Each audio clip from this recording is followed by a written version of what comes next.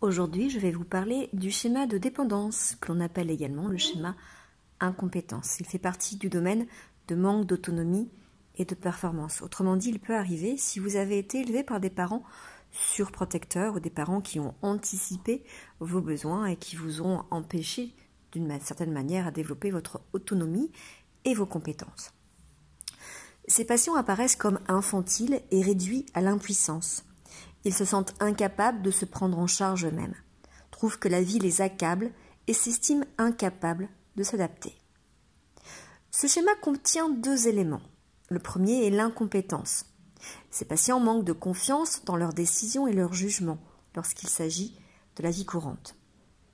Ils détestent et redoutent d'affronter seuls des choses nouvelles.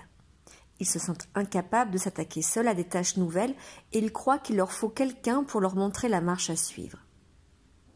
Ces patients se sentent comme des enfants qui seraient trop petits pour survivre seuls dans le monde. Sans parents, ils pourraient mourir.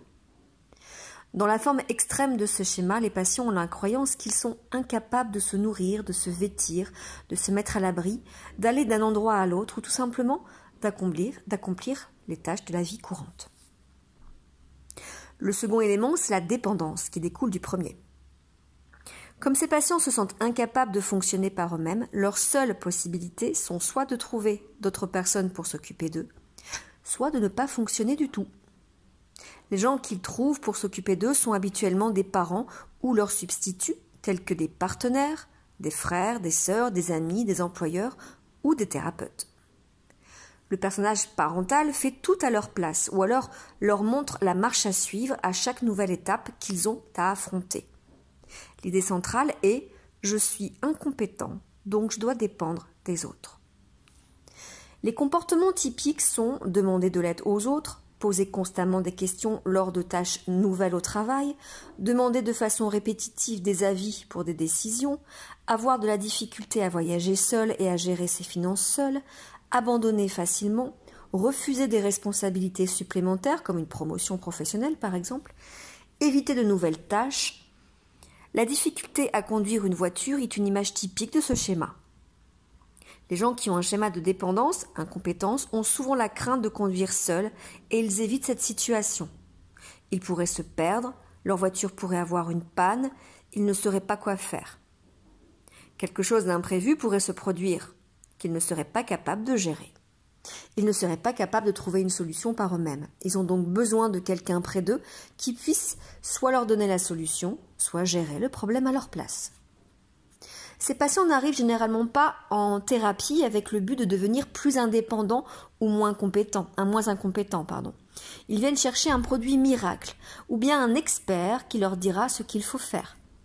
Les problèmes qu'ils présentent sont souvent des symptômes de l'axe 1 comme l'anxiété, l'évitement phobique ou des problèmes physiques induits par le stress. Ils sont parfois déprimés car ils n'osent pas quitter un partenaire ou un personnage parental qui abuse d'eux, les frustre ou les contrôle. C'est le schéma car ils ont la croyance qu'ils sont incapables de survivre seuls. Leur but est généralement de se débarrasser de ces symptômes plutôt que de changer leur sentiment profond de dépendance et d'incompétence. En somme, ils préfèrent traiter le symptôme plutôt que travailler sur la cause de leur problème. Un petit pourcentage de patients ayant un schéma de dépendance-incompétence compense ce schéma en devenant contre-dépendants. Bien qu'en profondeur ils se sentent incompétents, ils insistent à se débrouiller pour tout faire par eux-mêmes. Ils refusent de compter sur quiconque. Ils ne veulent pas être dépendants, mais dans les situations où cela serait normal. Comme des enfants pseudo-matures qui auraient grandi trop tôt, ils se débrouillent seuls, mais avec une anxiété très importante.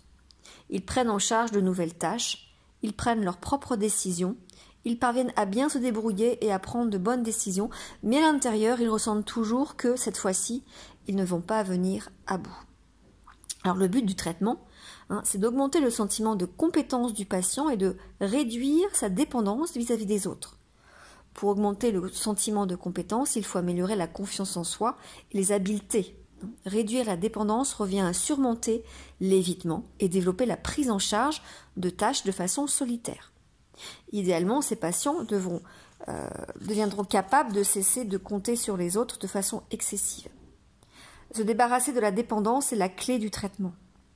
Le thérapeute guide les patients grâce à une sorte de prévention de réponse, c'est-à-dire que les patients cessent de se tourner vers les autres pour demander de l'aide et gèrent des tâches seuls. Ils acceptent le fait que les erreurs sont un moyen d'apprendre, ils persévèrent jusqu'à ce qu'ils réussissent et se prouvent à eux-mêmes qu'ils peuvent finalement trouver leur propre solution au problème. Grâce au principe d'essai-erreur, ils apprennent à faire confiance à leurs propres intuitions et à leur jugement au lieu de se déconsidérer. Alors, les problèmes spécifiques que l'on peut rencontrer. Un des risques principaux est que le patient devienne dépendant du thérapeute au lieu de surmonter son schéma. Le thérapeute se fourvoie à assumer un rôle de personnage parental et il gère la vie du patient.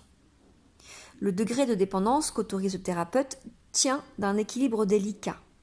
Si le thérapeute n'autorise aucune dépendance, le patient ne va probablement pas rester en thérapie. Pour être réaliste, le thérapeute doit commencer par autoriser un certain degré de dépendance pour ensuite aller dans le sens de la réduction. Il doit s'efforcer d'autoriser le minimum de dépendance possible compatible avec le maintien du patient en thérapie. Un des grands défis du traitement des patients ayant ce schéma est de surmonter l'évitement du fonctionnement indépendant. Les patients doivent accepter de négocier une souffrance à court terme pour obtenir des gains à long terme et de supporter l'anxiété de fonctionner dans le monde en tant qu'adulte. Comme nous l'avons déjà signalé, la motivation est un aspect important du traitement. Le travail des modes peut aider les patients à renforcer la partie saine d'eux-mêmes, celle qui recherche l'indépendance et la compétence. Voilà, c'était le schéma de dépendance ou d'incompétence. C'est important de vous préciser que ce schéma fonctionne absolument de manière presque systématique, avec un schéma abandon ou carence affective, parce qu'effectivement, si je suis dépendant à quelqu'un, je vais avoir peur de perdre cette personne. Voilà, très bientôt.